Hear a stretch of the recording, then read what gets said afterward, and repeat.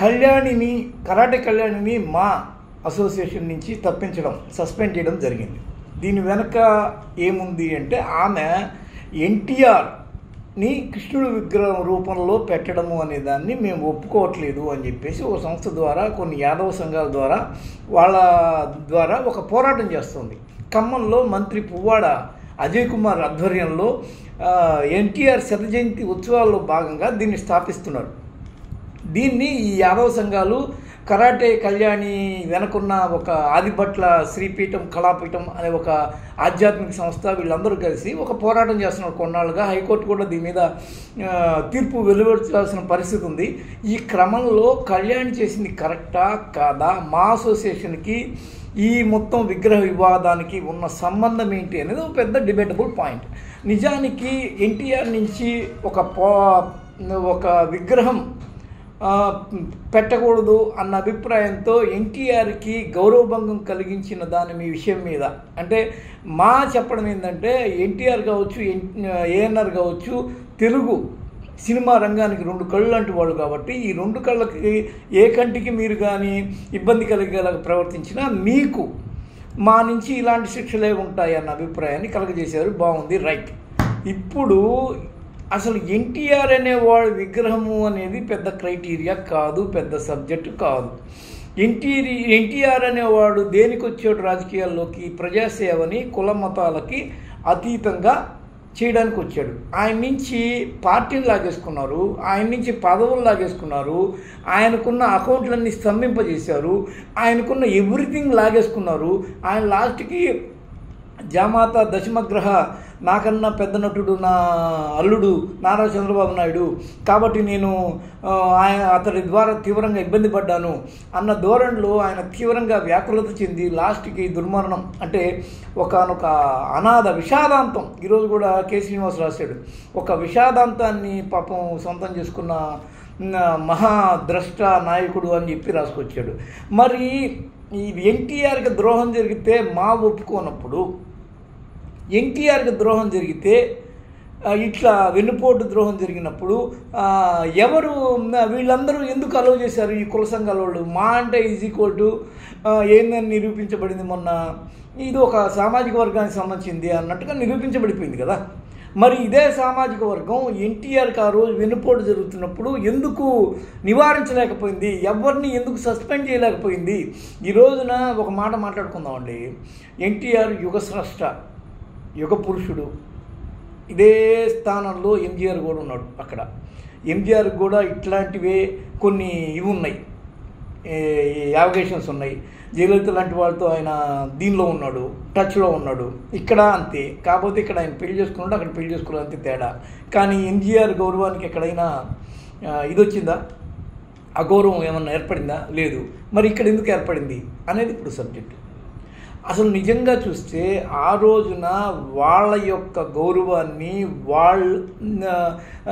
వాళ్ళ యొక్క ఆదాయ వనరుల్ని ఎన్టీఆర్ రూపంలో విఘాతం కలుగుతుండడంతో అందరూ కలిసి ఏకమై ఒక కులమంతా నిలబడి ఆ తర్వాత పొజిషన్లోకి చంద్రబాబు నాయుడిని తీసుకుపోయి నెట్టడము, దాని వెనకాల 2 పత్రికలు, ఆ తర్వాత జర్నలిస్టులు, రాధాకృష్ణ లాంటి వాళ్ళు జర్నలిస్టులు, రామోజీరావు తనదైన శైలిలో పత్రికని మోటివేటివ్గా ప్రజల నుంచి రక్షణ కల్పిస్తూ ఇలాంటివి చాలా చేశారు. మరి వీళ్ళందరూ ఎందుకని ఎన్టీఆర్కి ఆ రోజు జరిగిన విఘాతానికి, ఆయనకి జరిగిన అగౌరవానికి, రాజకీయంగా ఆయనకి జరిగిన ఒకనొక దీనికి ఎందుకు వీళ్ళందరూ మద్దతు పలికారు?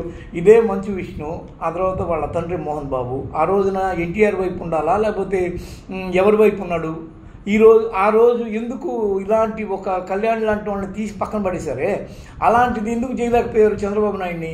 ఆ రోజున వాళ్ళందరూ కలిసి మూకుమ్మడిగా ఏకమయ్యి ఎన్టీఆర్ని దించేయాలి. ఎందుకు అంటే ఎన్టీఆర్ అనేవాడు సారా, సినిమా, రైస్ మిల్లు వీటన్నిటి మీద సుంకాలు వేస్తూ, స్లాబ్ సిస్టమ్స్ వేస్తూ ఆయా సామాజిక వర్గాల చేతుల్లో ఉన్న వాటిని, ఆ వ్యవస్థల్ని లేకపోతే ఆ రంగాల్ని ఆయన ప్రభావితం చేసి వాళ్ళకి నష్టం కలిగించేలా చేస్తున్నాడు. కాబట్టి కులమంతా ఏకమై ఆ రోజున ఎన్టీఆర్ ఉంటే మనకి చేటు, మన ఆదాయ వనరులకి తీవ్రమైన విఘాతం కలుగుతుంది. కాబట్టి మనము ఈ రోజున ఆయన తీసుకెళ్ళి దింపేద్దాం. దానికి కుంటి సాకు గుడ్డి సాకు ఎవరు? లక్ష్మీపార్వతి. అడ్డుపెట్టేద్దాం అడ్డుపుల్ల ఆమె రూపంలో చూపిద్దాం, ఆయన నిలువున దించేసి మన ప్రతినిధిని ఎక్కిద్దాం అన్న దూరంలో ఆ రోజు ఆలోచించి లాస్ట్కి ఏం చేశారు? ఎన్టీఆర్ని మొత్తం ఆయన యొక్క పరువు ప్రతిష్ట మొత్తం ఈ రోజున విగ్రహం వద్దు అన్నదానికన్నా ఘోరంగా భూస్థాపితమైంది.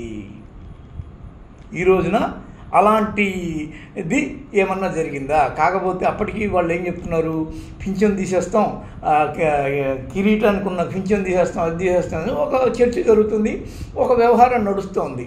మొత్తం మీద ఒక సెటిల్మెంట్ వచ్చి ఎన్టీఆర్ విగ్రహ స్థాపన అయితే జరుగుతుంది. ఎన్టీఆర్ని కృష్ణుడి రూపంలో వద్దు, మీరు వేషాలు వేశారు, సినిమాల రూపంలో ఉన్నాయి, అక్కడికి అయిపోయింది. కానీ ఎప్పుడు 10 మందికి కనిపించే విధంగా ఆయన ఒక కృష్ణుడి రూపంలో చూపించడం అంటే కృష్ణుడు ఇలాగే ఉంటాడేమో అని భావితరాలు భావించే అవకాశం ఉంటుంది. ఈ రోజున ఒక విగ్రహం అనేది 100 ఏళ్ల నాటి కాలం వరకు ఉంటుంది. దాన్ని మనము కృష్ణుడు అంటే ఇట్టాగే ఉంటాడేమో అని ఒక 4-5 జనరేషన్ తర్వాత కూడా అనుకుంటారు. ఇది మా మనోభావాలకు సంబంధించిన వ్యవహారం, ఇది భక్తుల మనోభావం దెబ్బతీసే ఒకానొక చర్య. కాబట్టి మనం దీన్ని తుదముట్టిద్దాము, దీన్ని వద్దందాము అని వాళ్ళు అన్నప్పుడు దానిలో న్యాయాన్ని వెతకకుండా ఇంత ఘోరమైన శిక్షని కరాటే కళ్యాణ్కి వేయడంలో అర్థం ఏంటి అనేది ఒక చర్చనీయాంశమైంది. ఆ రోజున ఆయనకు జరిగిన ద్రోహంలో ఇది ఇంత ద్రోహం. రేపటి రోజు విగ్రహం పెడతారు ఎట్టోటి చేసి, మార్పు చేర్పులు చేసి. విగ్రహం విషయంలోనే మీరు ఇంత నిగ్రహం కోల్పోయినప్పుడు ఆయన్ని మొత్తం నిలువున, అంటే నిలువు దోపిడీ అంటారే, నిలువు దోపిడీ చేశారు. ఆ రోజున ఏ సంఘాలు, ఏ నటుల సంఘాలు, ఏ రాజకీయ నాయకుల సంఘాలు, ఏ కుల సంఘాలు, ఏ సామాజిక వర్గాలు ఆయనతో కలిసి రాలేదు. పైపెచ్చు ఆయన అదేదో నింగికెగిసి అలా నేల కొరుగుతుంటే ఈరోజు కుప్పకూలిపోయి లాస్ట్కి దిక్కు దిశానం లేక పిల్లలున్నా కానీ పిల్లలు లేని తండ్రిలాగా, ఇంతమంది బంధువులు ఉన్నా కానీ అనాథలాగా ఆయన చనిపోయినప్పుడు ఏమైంది? ఈ యొక్క నీతి, న్యాయము, ఈ యొక్క ధర్మము, ఈ యొక్క శిక్షలు ఎవరికి వేయాలో వాళ్ళకి వేయాల్సిన శిక్షలు ఎందుకు వేయలేదు? కరాటే కళ్యాణ్ తరఫున ఈరోజు నేను మాట్లాడటంలా, కరాటే కళ్యాణ్ లాంటి వాళ్ళు సమిధులైన దాని విషయం మీద ఇది ఎక్కడి న్యాయము? అంతకుముందు ఎందుకు చేయలేదు? అది అలాంటి శిక్ష పడితే ఎవరికి పడాలి? మరి వాళ్ళందరికీ ఎందుకు పడలేదు? ఈరోజు వాళ్ళు యథేచ్ఛగా హాయిగా స్వచ్ఛంగా దర్జాగా పోతున్నారు కదా. మరి ఈ కుల సంఘాలు ఏమైనాయి? ఈ నట సంఘాలు ఏమైనాయి? ఆయన నటుడు కదా, ఆయన పెద్ద రాజకీయ నాయకుడు కదా. రాజకీయ సంఘాలు ఏమైనాయి? ప్రజా సంఘాలు ఏమైనాయి? ఎందుకు ఎవరైతే ఆయన వెన్నుపోటులో కీలక భాగస్వామో ఆ భాగస్వామిని ఎందుకు దించేయలేదు అనేది నా ప్రశ్న. దానికి ఎవరైనా ఇది కాదు అదేం చెప్పగలిగితే చెప్పండి. That's it. హాయ్ ఫ్రెండ్స్, మా టుడే టుమారో యూట్యూబ్ ఛానల్ చూస్తున్నందుకు చాలా థ్యాంక్స్. మరిన్ని లేటెస్ట్ వీడియోస్ కోసం వెంటనే సబ్స్క్రైబ్ చేయండి. అలాగే ఈ బెల్ ని కూడా రింగ్ చేసేయండి. మా నోటిఫికేషన్స్ అన్ని మీ మొబైల్లో వస్తాయి. అలాగే మా వీడియోస్ మీకు నచ్చితే లైక్ చేయండి, షేర్ చేయండి, నచ్చకపోతే కామెంట్ చేయండి.